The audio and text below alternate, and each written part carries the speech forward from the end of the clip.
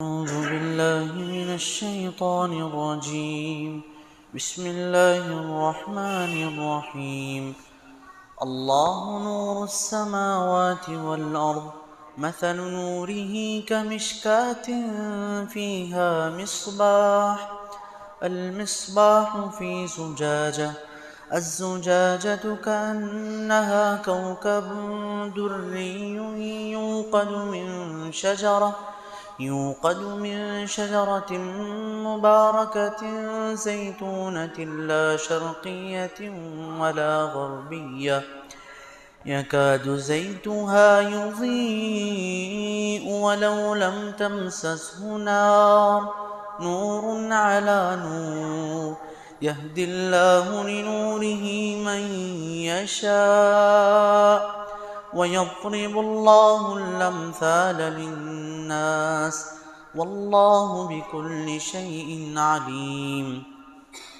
في بيوت أذن الله أن ترفع ويذكر فيها اسمه يسبح له فيها بالغدو والآصال رجال لا تلهيهم تجارة ولا بيع عن ذكر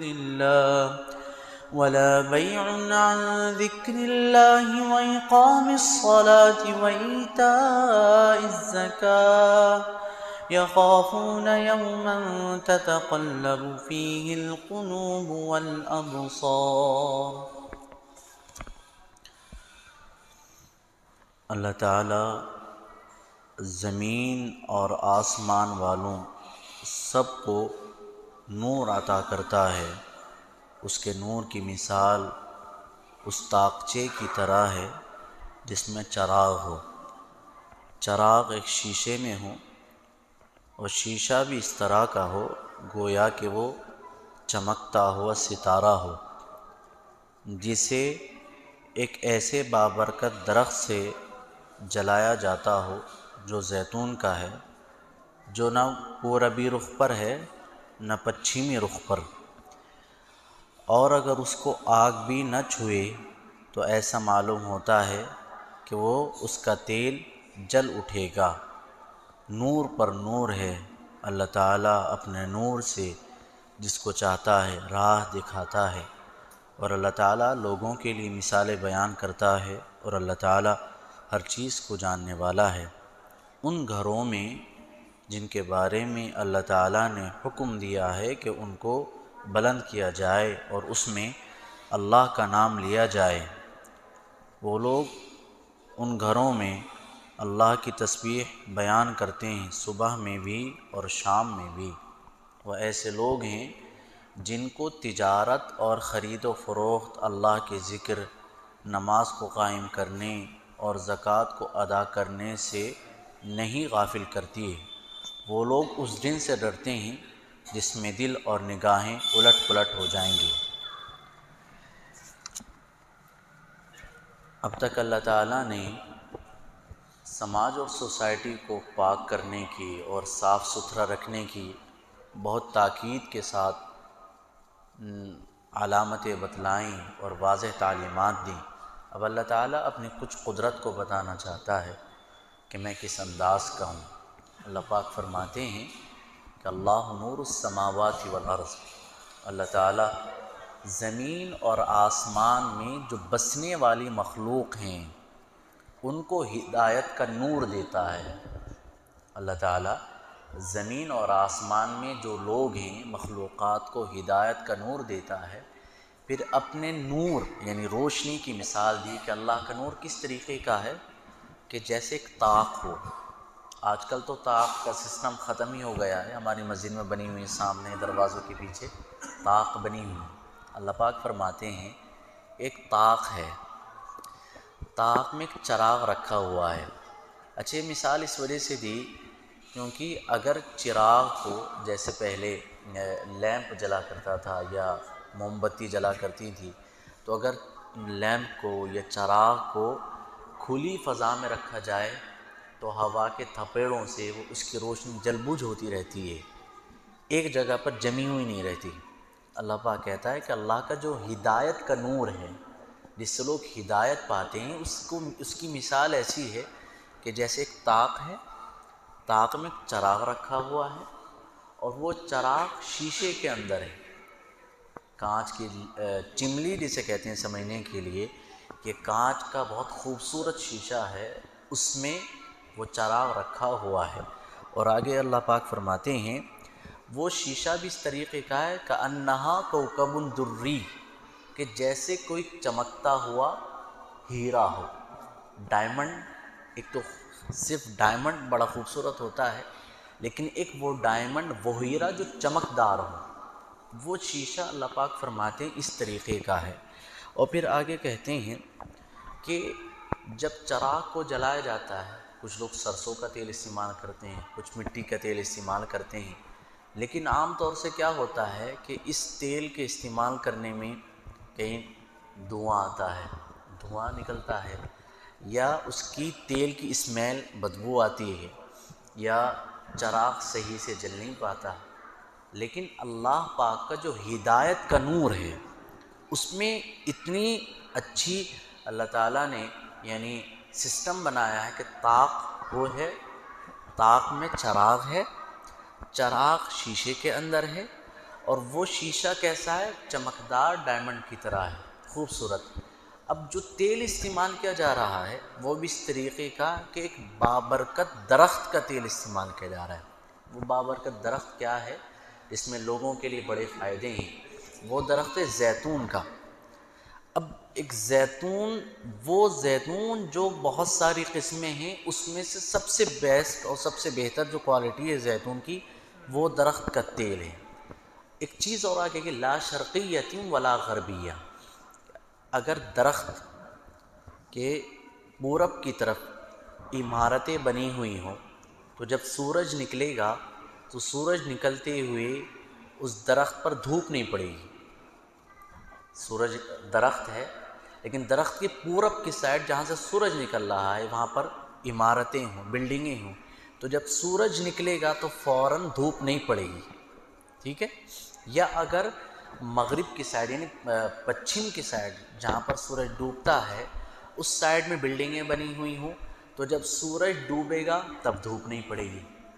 اور زیتون کی خاصیت یہ ہے، ماہرین کہتے ہیں کہ اگر زیتون کا درخت ایسی جگہ پر ہو جس جگہ پر اس کو دھوپ بہت اچھی ملتی ہو، تو اس کا پھل بڑا مزیدار ہوتا ہے، بہت اچھی کوالٹی کا ہوتا ہے۔ تو اللہ پاک فرماتے ہیں اس چراغ کو جس تیل سے روشن کیا جاتا ہے وہ تیل زیتون کا ہے، اور وہ زیتون کا درخت نہ تو پورب کو جھکا ہوا ہے، نہ پچھم کے سائڈ جھکا ہوا ہے، بلکہ جب دھوپ نکلتی ہے تو دھوپ نکلنے سے لے کر دھوپ کے غروب ہونے تک یعنی سورج کے ڈوبنے تک پورے دن اس کو دھوپ ملتی رہتی ہے۔ جب پوری دھوپ ملتی رہے گی تو اس کی روشنی کا آپ اندازہ کریں کتنی چمکدار، کتنی خوبصورت ہوگی۔ یہاں پر اللہ نے ہدایت کی ایک روشنی اس کو کہا نور سے کہا ہے، کیونکہ روشنی بہت سی وہ ہوتی ہیں کہ انسان جب اس کو دیکھتا ہے تو تھوڑی دیر میں وہ روشنی پریشان کرنے لگ جاتی ہے۔ سورج کی روشنی کو انسان زیادہ دیر برداشت نہیں کرتا، لیکن چاند کی روشنی ایسی ہے کہ وہ ٹھنڈک دیتی ہے، اس کو دیکھنا بھی اچھا لگتا ہے۔ تو اللہ نے اپنے ہدایت کے نور کو کہا کہ وہ روشنی نہیں بلکہ وہ نور ہے، جس کی مثال اتنی خوبصورت طاق ہے، طاق میں چراغ ہے، چراغ خوبصورت ڈائمنڈ میں ہے، پھر اس میں جو تیل کا استعمال کیا جا رہا ہے وہ زیتون کے بابرکت درخت کا ہے، اور وہ زیتون کا درخت بھی اس طریقے کا ہے، نہ پچھم کی سائڈ ہے، نہ پورب کی سائڈ ہے، نہ پچھم کی سائڈ ہے، بلکہ وہ سیدھا بالکل صحیح سالم ہے۔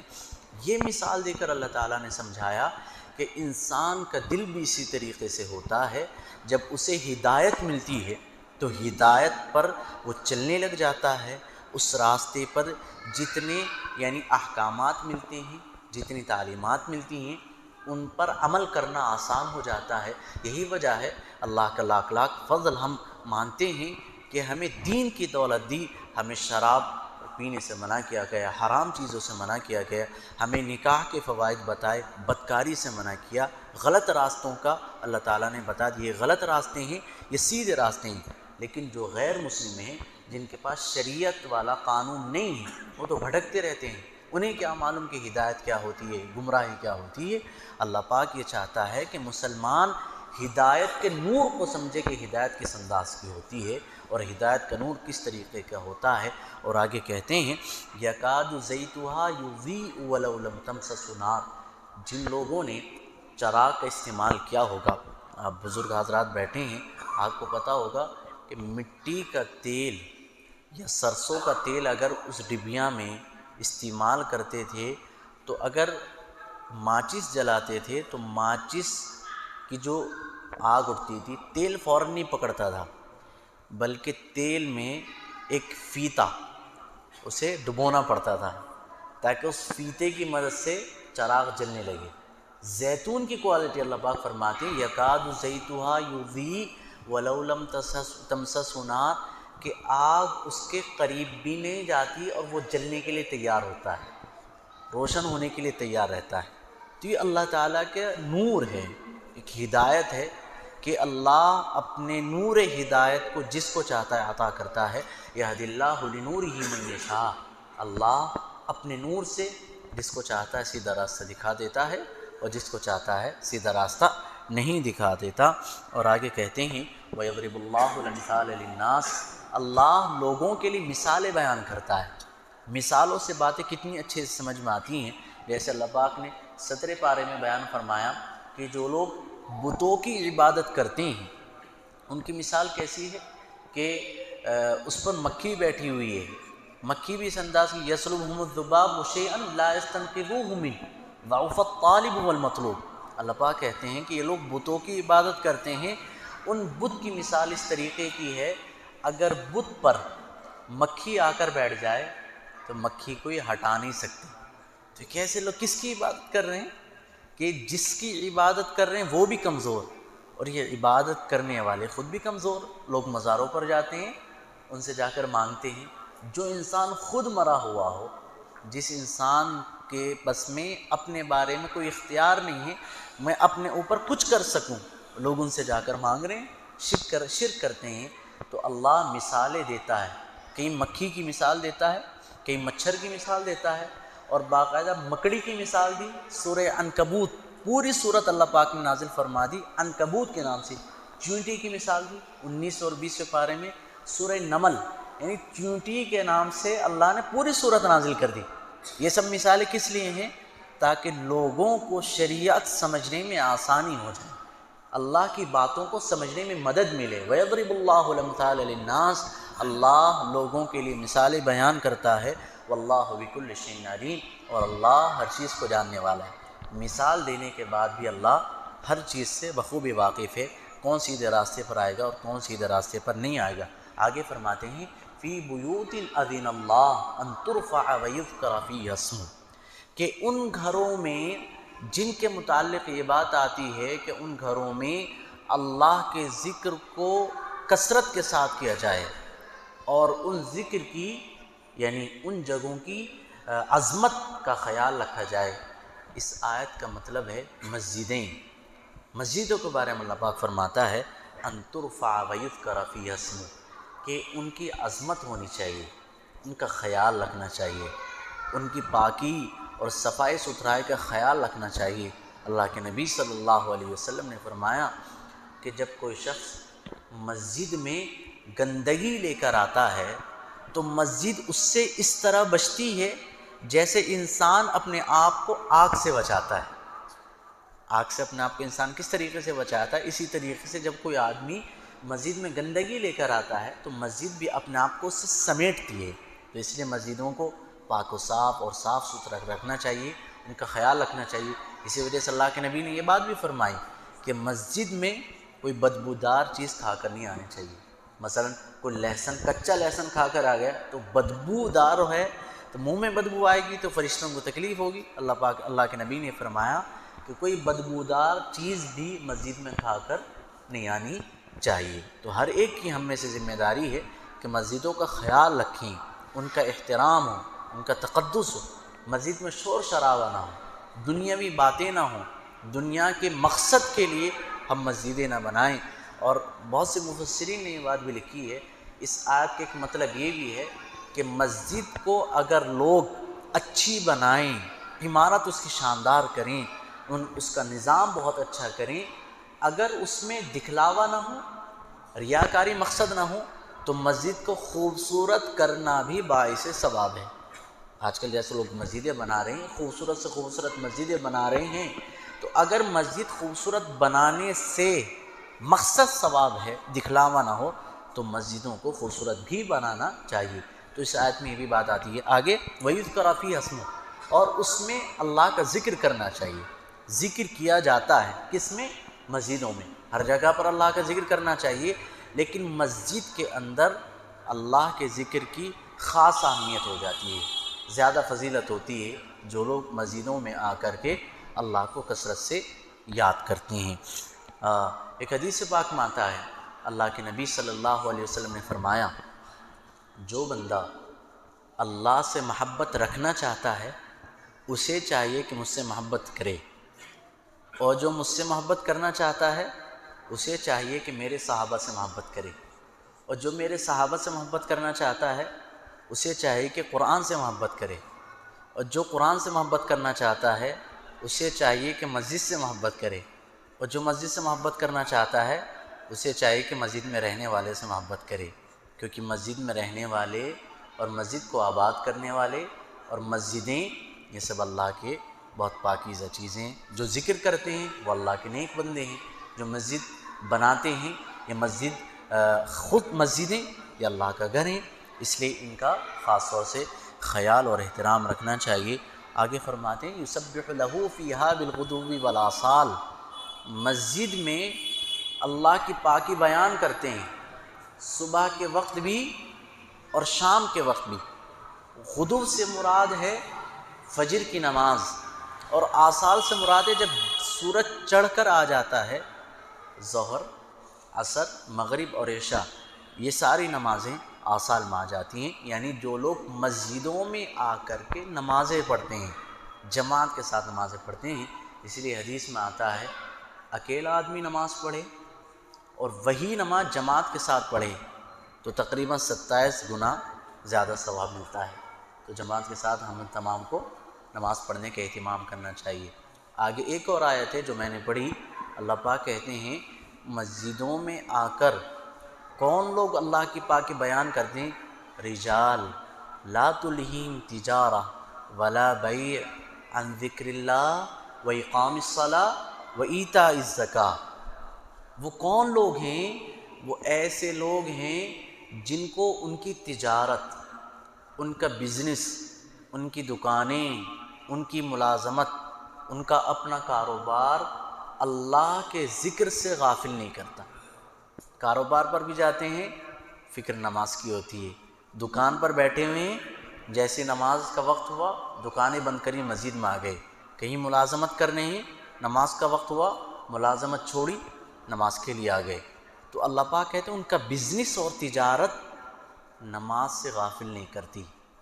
معاملات دکان کاروبار میں گئے ہیں، بازار کرنے گئے ہیں، سبزی خریدنے ہیں، سامان خریدنے گئے ہیں، تو خرید و فروخت، لین دین انہیں اللہ کے ذکر سے غافل نہیں کرتا، اور اگر وإقام الصلاۃ نماز پڑھنے سے بھی غافل نہیں کرتا۔ وہ خرید و فروخت کرتے ہوئے اللہ کا ذکر کر رہے ہیں، دکان پر بھی اللہ کا ذکر کر رہے ہیں، ملازمت پر بھی اللہ کا ذکر کر رہے ہیں، نوکریوں پر بھی اللہ کا ذکر کر رہے ہیں، اور نماز کی بھی پابندی کرتے ہیں، اور زکوٰۃ بھی ادا کرتے ہیں۔ زکوٰۃ کے متعلق وہ غفلت اور لاپرواہی کے شکار نہیں ہوتے۔ اچھا یہ لوگ یہ کام کیوں کرتے ہیں؟ یخافون یوما تتقلب فیہ القلوب والابصار، انہیں اس دن کا ڈر ہوتا ہے جس دن نگاہیں اور دل الٹ پلٹ ہو جائیں گے، یعنی قیامت کے دن کا ڈر ہوتا ہے، اس لیے ان تمام چیزوں کا یہ اہتمام کرتے ہیں، نماز، ذکر اور زکوٰۃ کی ادائیگی، تجارت وغیرہ ان کو غافل نہیں کرتا۔ کیا سمجھ میں آتا ہے کہ ہم لوگ بزنس میں بھی جائیں، تجارت میں جائیں، ملازمت میں بھی جائیں، کہیں پر بھی جائیں، نماز کا اہتمام ہو، زکوٰۃ کی ادائیگی کا اہتمام ہو، اور اللہ کے ذکر کی یاد ہمیں ہونی چاہیے۔ آگے ایک اور آیت ہے لِيَجْزِيَهُمُ اللَّهُ أَحْسَنَ مَا عَمِلُوا وَيَزِيدَهُم مِّن فَضْلِهِ، تاکہ اللہ ان کو ان کے کیے کا بہتر بدلہ دے۔ جو وہ کام کر رہے ہیں اچھا کام، اس کا بہتر بدلہ دے، وَيَزِيدَهُم مِّن فَضْلِهِ، اور اپنے فضل سے زیادہ دے۔ کبھی کبھی یعنی جس کے پاس کام کر رہے ہوتے ہیں وہ مالک دکان کا یا مکان کا مالک یا جس کے پاس کام کر رہے ہوتے ہیں وہ خوش ہو کر کے زیادہ دے دیتا ہے، چلو 7,000 تنخواہ ہے 1,000 رکھ لو، 15,000 کا کام کیا 16,000 رکھ لو، 20,000 کا کام کیا 2,000 رکھ لو، خوش ہو کر زیادہ دیتا ہے اللہ پاک، وَيَزِيدَهُم مِّن فَضْلِهِ، اپنے فضل سے تاکہ اور زیادہ دے۔ واللہ یرزق من یشاء بغیر حساب، اور اللہ جس کو چاہتا ہے بغیر حساب کے روزی فراہم کرتا ہے۔ کیلکولیٹ کرنے کی ضرورت نہیں ہے کہ شادی کر دیں گے تو بچہ کھائے گا کہاں سے، شادی نہیں کرنی کیونکہ ہم پیروں پر کھڑے نہیں ہیں، ہمیں بچے زیادہ نہیں ہونے کیونکہ بچے زیادہ ہو گئے تو اتنی تنخواہ میں کہاں سے گزارا ہوگا۔ جو اللہ تعالیٰ ماں کی چھاتیوں میں دودھ پیدا کر دیتا ہے جبکہ کوئی بظاہر ذریعہ نہیں ہوتا، تو کیا وہ آنے والی اولاد کو کھلائے گا نہیں؟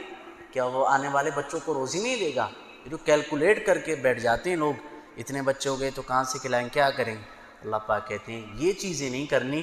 واللہ یرزق من یشاء بغیر حساب، اللہ تعالیٰ جسے چاہتا ہے بغیر حساب و کتاب کے روزی دیتا ہے۔ اللہ پاک ہمیں سمجھنے کی اور عمل کرنے کی توفیق عطا فرمائیں۔ کل انشاءاللہ بہت خاص یعنی آج تو ہدایت کی بات آئی اور کل کو ظلمت اور تاریکی کی بات آئے گی، تاکہ ہدایت اور نور، اندھیرا اور روشنی، سورج اور چاند، دن اور رات کا فرق سمجھ میں آئے۔ تو یہ بہت خاص احکام کافر کے متعلق اور بہت خاص باتیں ہیں، انشاءاللہ کل کے سبق میں آئیں گی۔ اللہ تعالیٰ سمجھنے کی اور عمل کی توفیق عطا فرمائیں، آمین۔ وما علینا الا البلاغ، سبحان اللہ وبحمدہ، سبحانک اللہم وبحمدک، ونشہد ان لا الہ الا انت، ونستغفرک ونتوب الیک، سبحان ربک رب العزۃ عما یصفون، وسلام علی المرسلین۔